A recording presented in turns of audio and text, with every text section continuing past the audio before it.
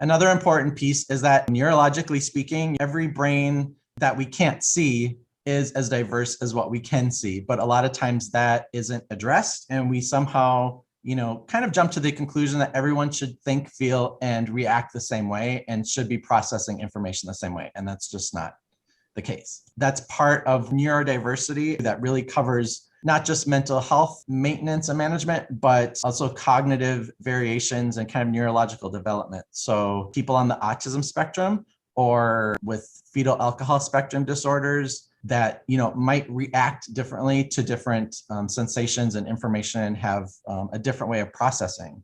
And as I have entered the mental fitness realm, pretty much everything we've talked about just is not addressed and is not discussed. And the reasons keep adding up for why mental fitness is such a critical piece of well-being and maintaining healthy behaviors. So 90% of illnesses and diseases are related to stress.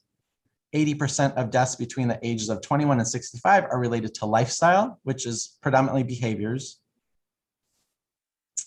The impact of elevated cortisol. The writing is pretty small, so I hope you see most of it. But cortisol impacts metabolism. So when it comes to weight gain or weight loss, those fluctuations are very stress related.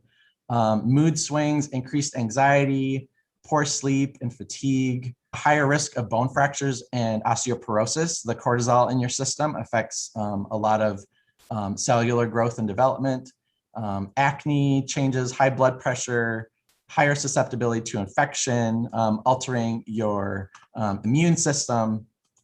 The list kind of goes on and on when we talk about the effect of stress, not only on your mind and your behaviors, but on your physiology and your body as well.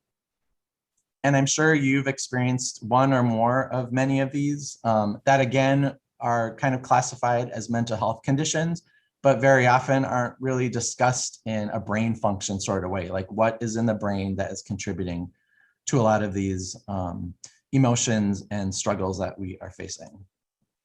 Suicide is on the rise. You might be surprised. I don't know if you know the statistics, but suicide tends to be 3.5 times higher among men than women.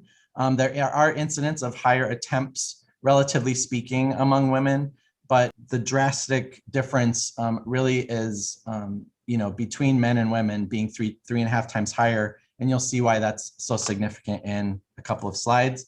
Also, this one, eating disorders are on the rise, 2 times higher among women than men. There's an interesting piece statistically that among gay men, there is a higher rate of eating disorders compared to heterosexual men.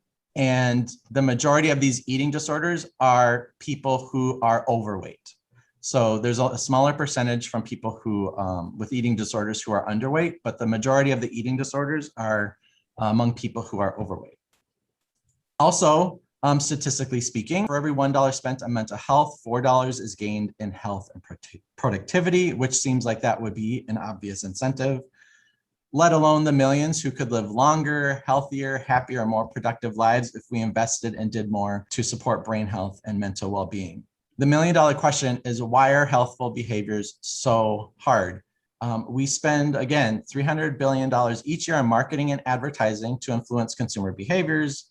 We spend nearly the same amount on physical fitness activities, yet these influences are often in conflict in terms of we're receiving unhealthy influences, but expected to perform in healthy ways. It's kind of like being told to stand up and sit down at the same time. That has a stress-inducing effect that not only impacts how you think and feel, but your body chemistry and your metabolism. That can also result in a sense of shame when we know the healthy thing to do, but we have a hard time doing it, and we get really hard on ourselves because of it without knowing why it's so hard. And there's a reason why. Thanks for watching, everyone. Be sure to like, subscribe, and share the 40 Fit video you just watched, and look for more. In the meantime, exercise your mind.